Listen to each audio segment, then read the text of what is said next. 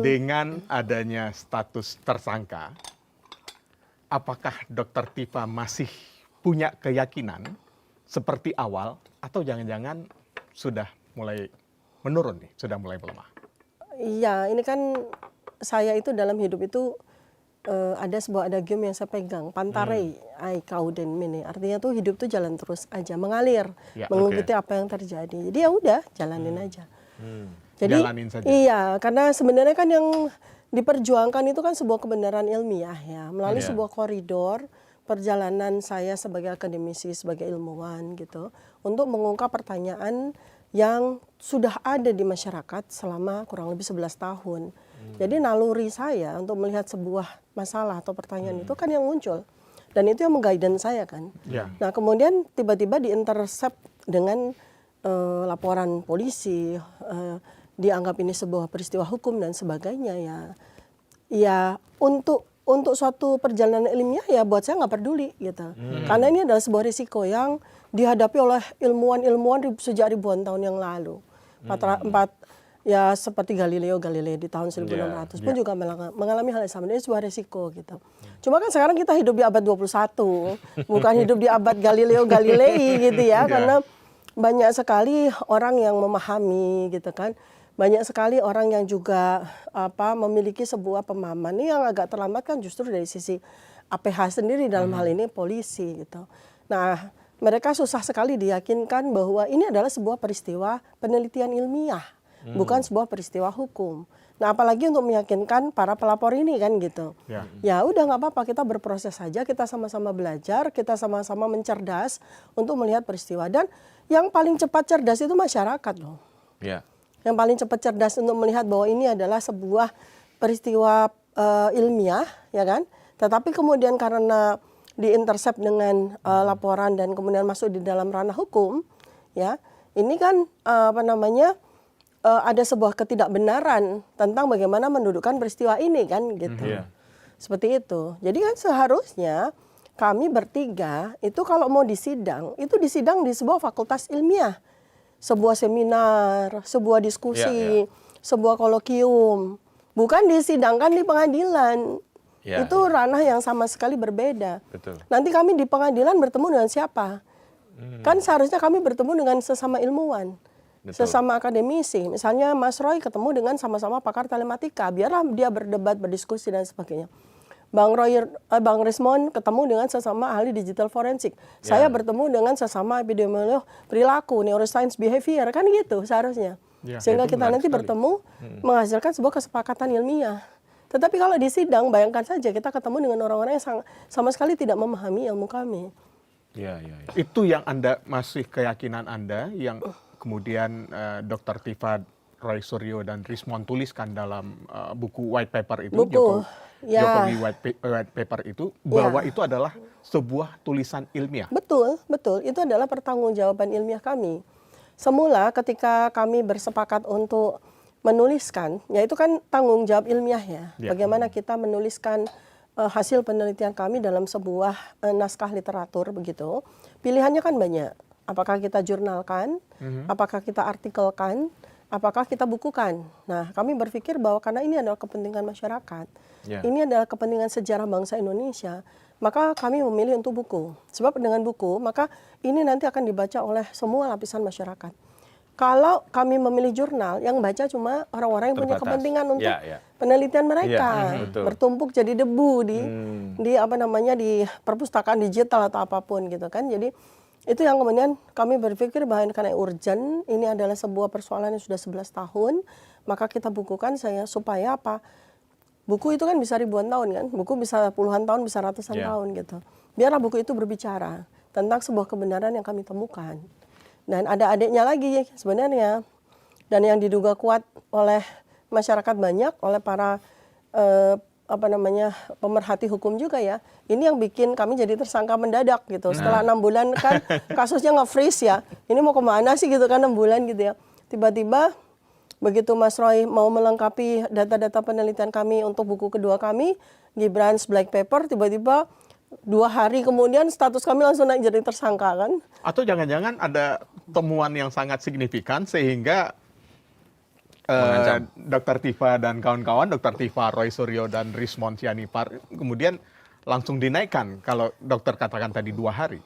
Iya, sebetulnya kan sederhana sekali sih melihatnya ya. Jadi pertama, kan kami memang sudah sampaikan ya bahwa untuk soal ijazah mantan Presiden Joko Widodo ini udah selesai. Bagi kami udah finish. Karena dengan adanya buku white paper. iya, pekerjaan penelitian kami udah selesai. Simpulan ilmiah kami juga udah kami tuangkan dalam buku tersebut. Maka kami bergerak pada penelitian berikutnya. Yaitu yang juga menjadi pertanyaan banyak orang dan membutuhkan jawaban. Yaitu tentang riwayat pendidikan Gibran. Nah, kami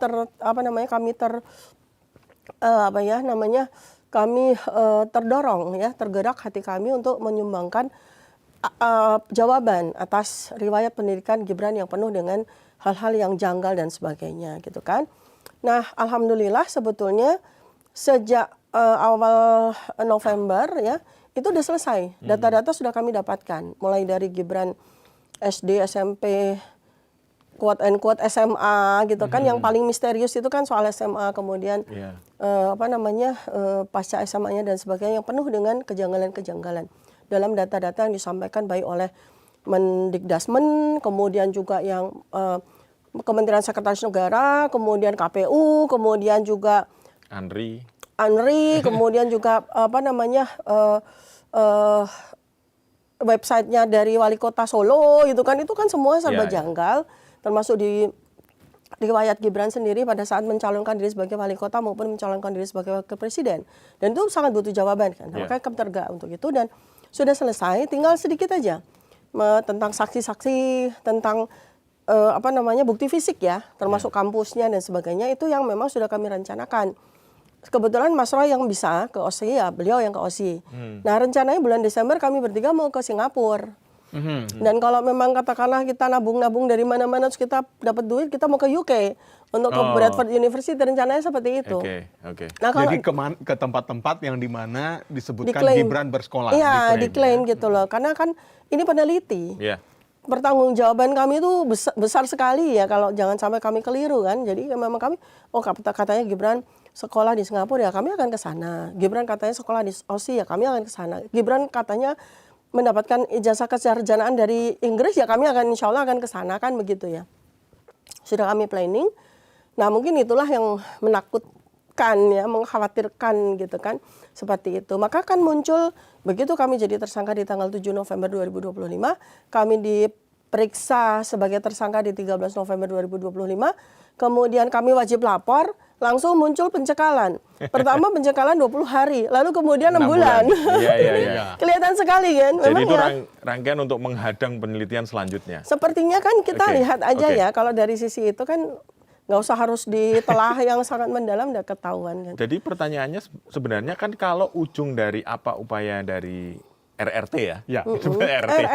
RRT ini kan sebuah buku temuan dari pertanyaan besar di masyarakat.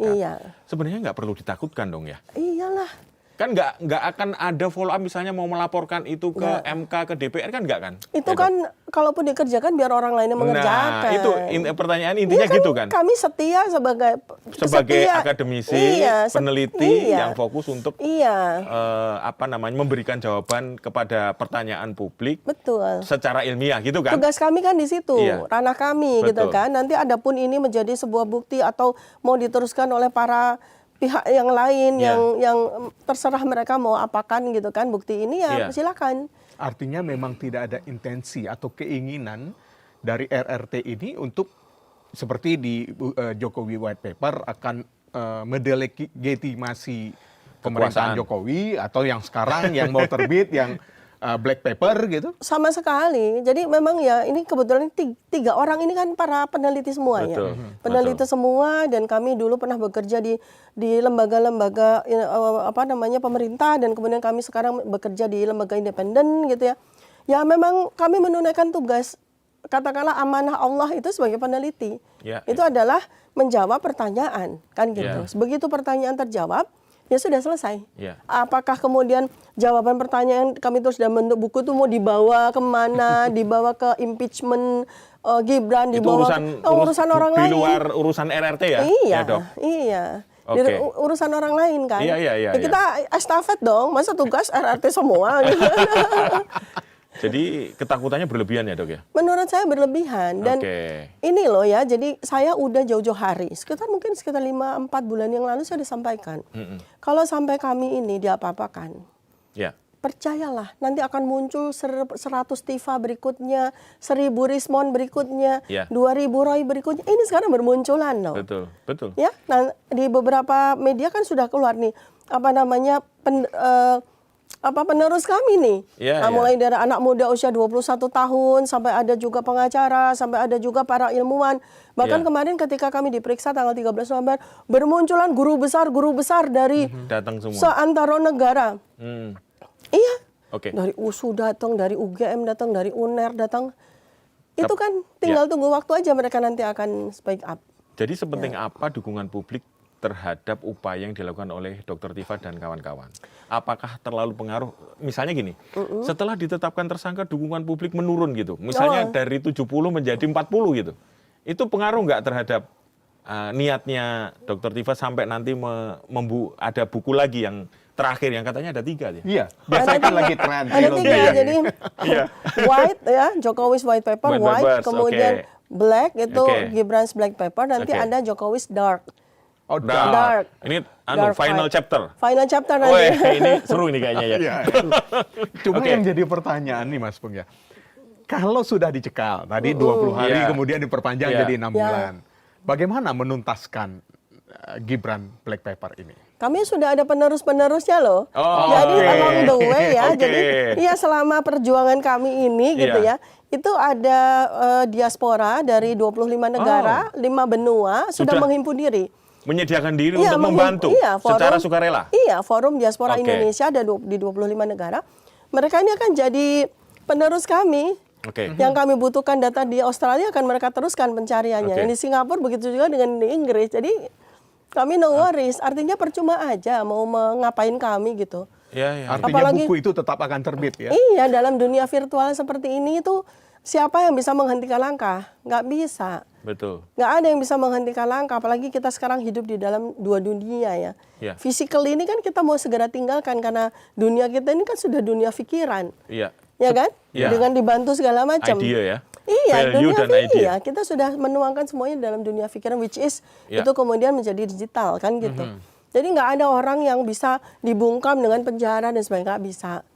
Ya, sebenarnya sudah terjadi ya Dok ya, ketika Bambang Tri menulis buku, kemudian diadili dan dipenjara. Mereka mungkin menduga tidak akan ada yang lagi yang berani melakukan hal yang sama. Ternyata malah tidak ya. Iya kan, satu Bambang Tri muncul 3 RRT. Ya kan, ini kan eksponensial loh. 13 jadi 12 dan sebagainya terus. Nanti akan jadi ribuan orang yang akan berbicara dengan konten yang trustable, akurat, valid. Ya kan, mau dipenjarain, mau penuh gitu. Nanti kita bikin seminar di Pondok Bambu, ntar saya kan isinya semua adalah ilmuwan yang bicara. Ini kan konyol sekali gitu.